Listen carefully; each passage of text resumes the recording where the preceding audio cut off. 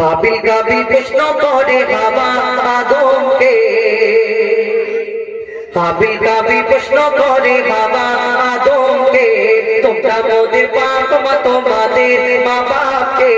হাবিল কাবিল প্রশ্ন করে বাবা আদমকে, তোমরা মোদের বাপ মা তোমাদের মা বাপকে।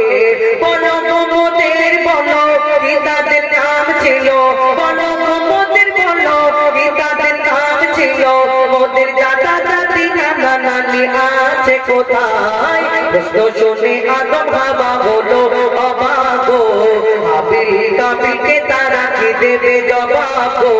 দুজনে আল্লাহ বলে সিজদাতে যায় চলে, দুজনে আল্লাহ বলে সিজদাতে যায় চলে, বলে মাসুম ছেলে মোদের কাছে লেগে যেতে যায়। হাবিল কাবিল প্রশ্ন করে বাবা আদমকে, তোমরা মোদের বাপ মা তোমাদের মা বাপকে।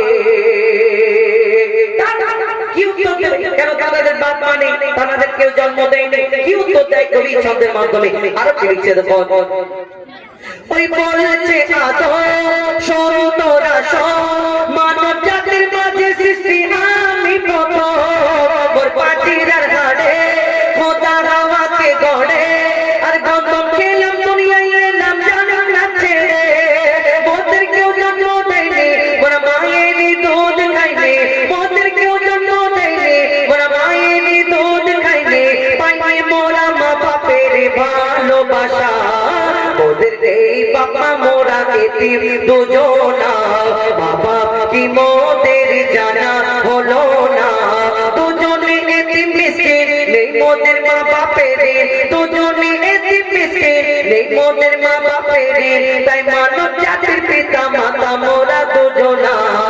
হাবিল কাবিল প্রশ্ন করে বাবা আদমকে, তোমরা মোদের বাপ মা তোমাদের মা বাপকে। এই আদম সন্তান এই দুনিয়াতে আমরা হিংসা করি, অহংকার করি। এই অহংকারীকে আল্লাহ পাক রব্বুল আলামিন পছন্দ করে না, ভালোবাসে না। অহংকারী মানুষকে আল্লাহ পছন্দ করে না। এই অহংকারকে প্রথম করেছিল, অহংকারীকে আল্লাহ কেন পছন্দ করে না? আল্লাহ মাটি দিয়ে সৃষ্টি করলেন, আমার মাটির আদমকে যখন সৃষ্টি করা হলো, তখন আল্লাহ পাক সকল ফেরেশতাদের হুকুম করলো, এই আমার ফেরেশতারা তোমরা এই মাটির আদমকে সিজদা করে নাও। সকল ফেরেশতা সিজদা করে নিও, একমাত্র একটা ফেরেশতা সিজদা করলো না, যার নাম হলো আজাজিল।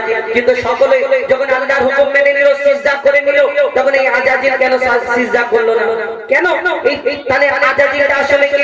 যেমন আমাকে আপনাকে আল্লাহ আদম জাতকে সৃষ্টি করেছেন তার ইবাদত করার জন্য, যেমন আমাদের সৃষ্টি করার আগে আল্লাহ জিন জাতকে সৃষ্টি করেছিলেন তার ইবাদত করার জন্য। কিন্তু সেই জিন জাত আল্লাহর এত নাফরমানি করতে লাগলো। আল্লাহ জিন জাতকে বলল, আল্লাহ ফেরেশতাদের বলল, জিন জাতকে ধ্বংস করে দাও। তাদের মধ্যে একটা ছোট্ট বাচ্চা রয়ে গেল বেঁচে। সেই বাচ্চাটাকে ফেরেশতারা লালন পালন করতে লাগলো। সেই বাচ্চাটা ইবাদত করতে করতে 6 লক্ষ বছর ধরে ইবাদত করলো, যার নাম হলো আজাজিল, যাকে ফেরেশতাদের সর্দার বলা হতো। কিন্তু তার মনেতে কত অহংকার যে আমি আগুনের সৃষ্টি, আমি জিন জাত, আমি মাটির আদমকে সিজদা করব, এটা কেমন হয়? কবি ছন্দের মাধ্যমে সেই সম্পর্কে আরো কি লিখছে দেখো। নিয়ে কাদা মাটি ধুল খোদা গড়লো পুতুল, নিয়ে কাদা মাটি ধুল খোদা গড়লো পুতুল, সে পুতুলে দিল নূরে মোহাম্মদ রাসূল। পুতুল নড়ে চড়ে আবার সিজদা করে, সারা কায়নাতের জ্ঞান খোদা দিল যে তারে। জিবরিল আমিনকে ধরে আজাজিল দুঃখ করে, জিবরিল আমিনকে ধরে আজাজিল দুঃখ করে, আমাকে ভুলে গেল খোদা আদমের মায়ায়। আমি জিন জাত তবু ফেরেশতাদের সর্দার, সব থেকে বেশি জ্ঞানী আমার অহংকার।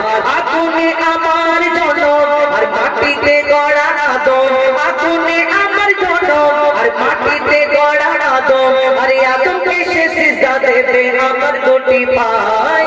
হাবিল কাবিল প্রশ্ন করে বাবা আদমকে, তোমরা মোদের বাপ মা তোমাদের মা বাপকে। হাবিল কাবিল প্রশ্ন করে বাবা আদমকে, তোমরা মোদের বাপ মা তোমাদের মা বাপকে। বলো মোদের বলো কি তাদের নাম ছিল, মোদের দাদা দাদি নানা নানি আছে কোথায়?